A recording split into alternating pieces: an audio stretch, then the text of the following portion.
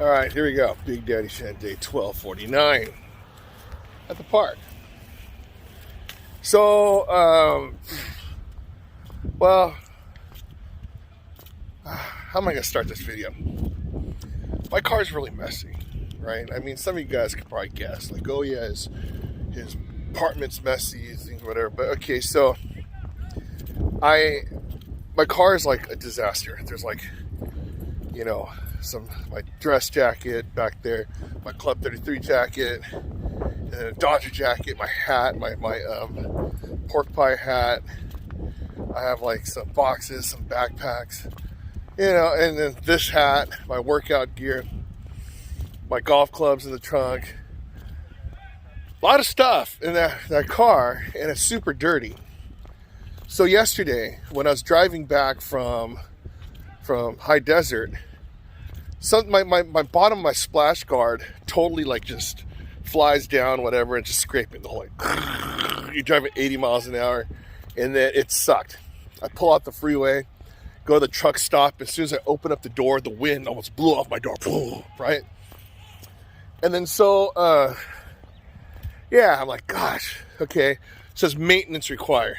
So I'm like, man, all this stuff. When I back up, my brakes go, and it's like, everything's really bad about the car. And then so when I finally got home, I'm like, okay, I should go to the gym. But I go, no, I'm going to go tomorrow and get my car fixed. Okay? So I go to sleep, have a great night of sleep. I'm like, yes, sleep in heavenly peace, right? And then I get a text. It says, Chase is texting me, Chase Bank, and saying, yeah, fraud alert. Did you go to 7-Eleven this morning at 5:59? I'm like, what?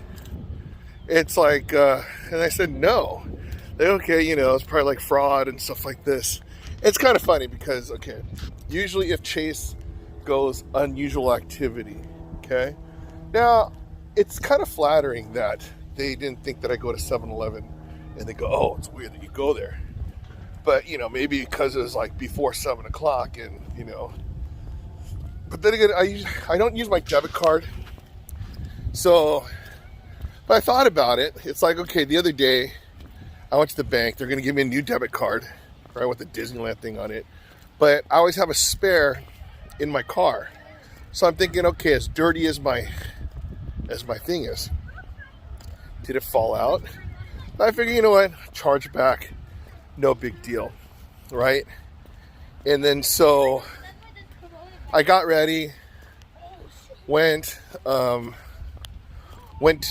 my car. All of a sudden, everything was open. My car door's open, my trunk's open, my back door's open, and I'm like, oh, great. My middle divider's open, and that's where the thing was. I'm like, oh. So I'm looking through all the stuff.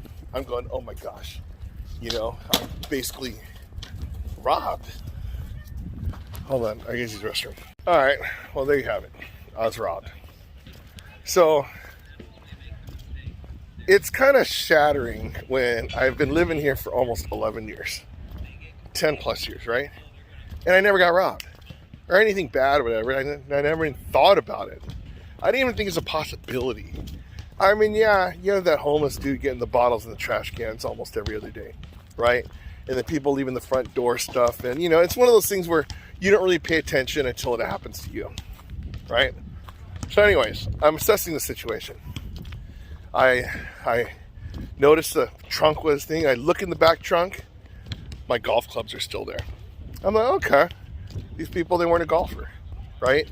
And then it's funny because there's this thing that my mom gave me to hold, and then they just put that on the floor. They didn't take that either. It's like some type of, I don't know, plate or something like that, right? And then so, I'm like, all right, it looks like everything's in here. I don't even know what's in the trunk anyway. They could have stole everything except the golf clubs, and I wouldn't even know. So then I go inside the back seat, and so my dress suit's there, my Big Daddy Shan varsity jacket's in there, my pork pie hat, the Breaking Bad hat, American hat, right, that they sponsored me with. And then a lot of my masks are still in there. A lot of the trash is still in there. I even had like these cheese puff things that like I got from Costco. That's still in there. But you know what was missing? The Dodger jacket. So I'm like, I was trying to sell that thing anyway, so it's like whatever. Okay. So that's gone. But I realized I had one backpack in there. And I'm like, wait a minute. Okay, so these are the backpacks we gave to the kids to my school. I took two, just in case, right? So one was missing, so serves me right?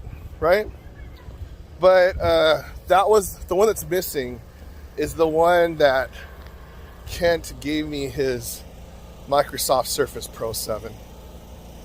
So I'm like, ugh. I mean, I hated that thing anyway. It sucked. But, it's a free thing, and, you could do, like, the whole keyboard and attach it, whatever. It's probably worth about, $400. I don't know what it is. Maybe $7. Who knows, right? And then the pen that Dr. Osrani gave me that goes and writes on it. So, that's that. I go, crap, that thing's gone. And I was thinking, like, oh, my God. How about the other one with my MacBook Pro in it? And so I started getting nervous.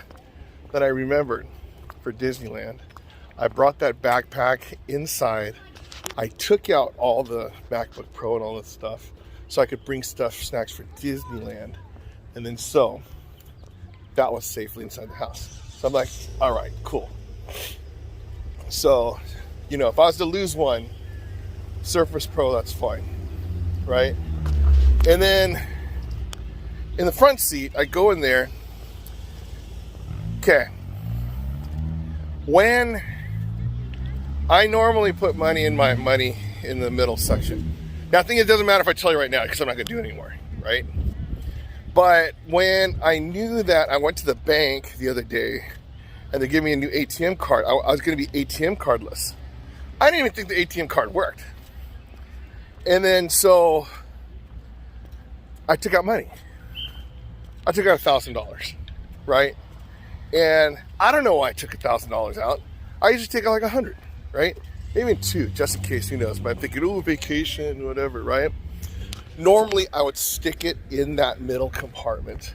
And thank God, it was by my computer. So there's that.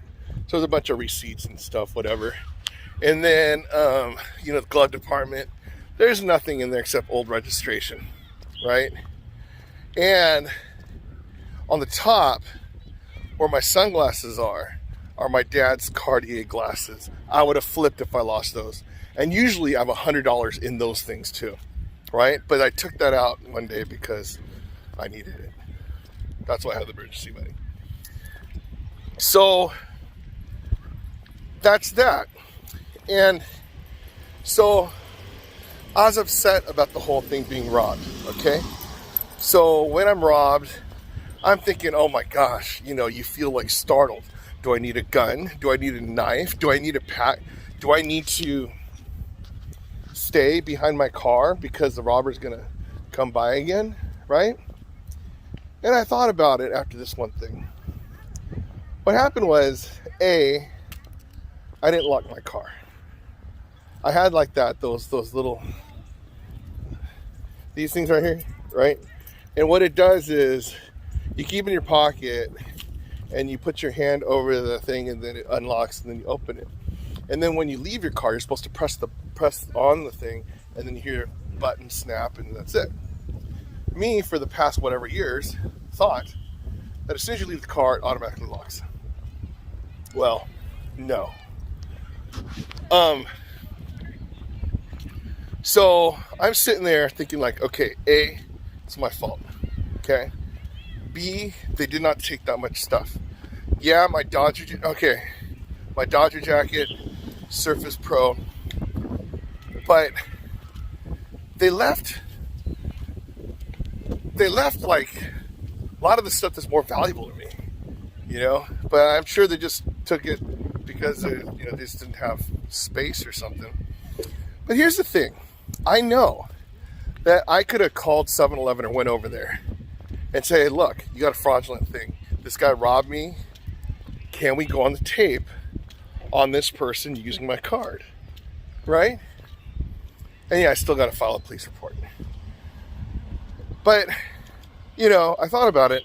The person, just go, hey, look for the person wearing this Dodger jacket and having a Surface Pro, right?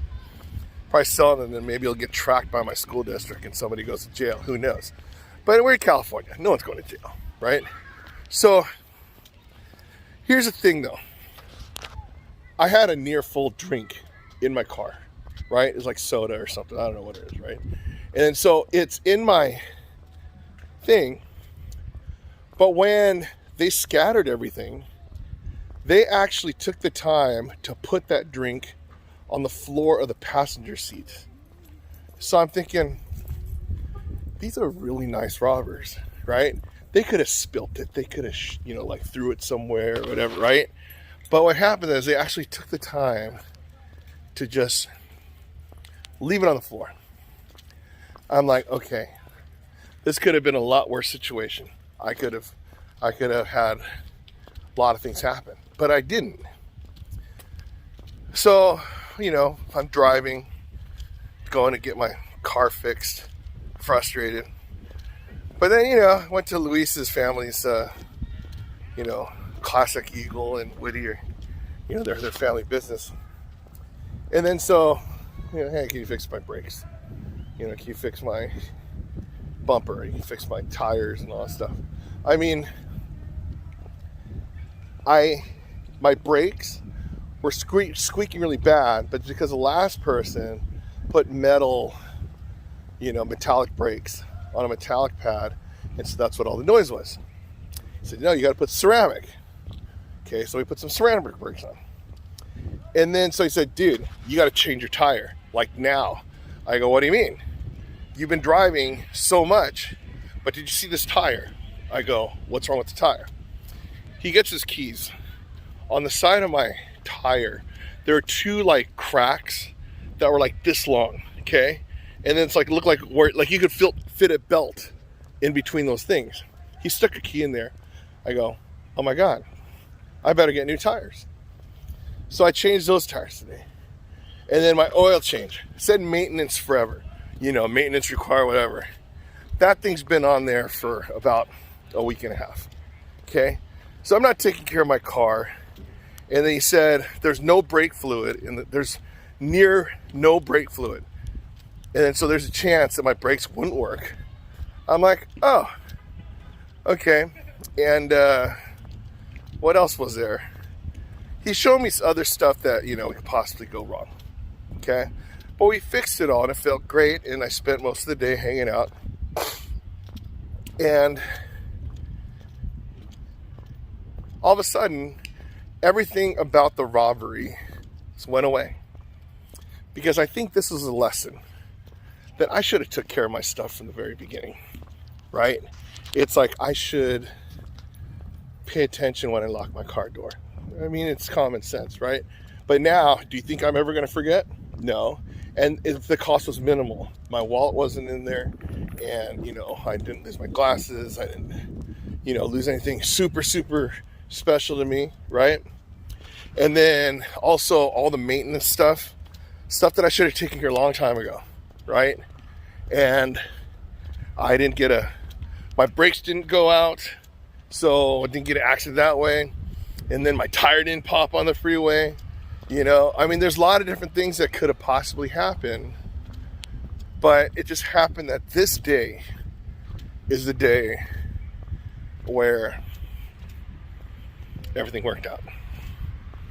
Even though it started crappy, it's just a lesson to be learned, right?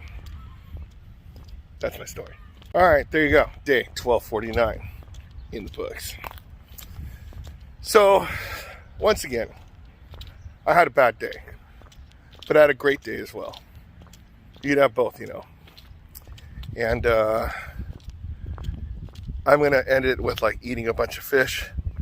Tomorrow I'm going to get the new 2 tires in the back of my car so I can have 4 new tires instead of just 2. Wash my car, go to physical therapy, stuff that I got to take care of, okay? Now, the thing is, I know it took an unfortunate event today to turn me around and just start thinking about these things. You know, it's like God telling me, like, look, your car's falling apart on the freeway. Get it in there, right? You have to fix all your different things. Oh, and thank God, my backpack that I have my laptop, I usually have my passport in there.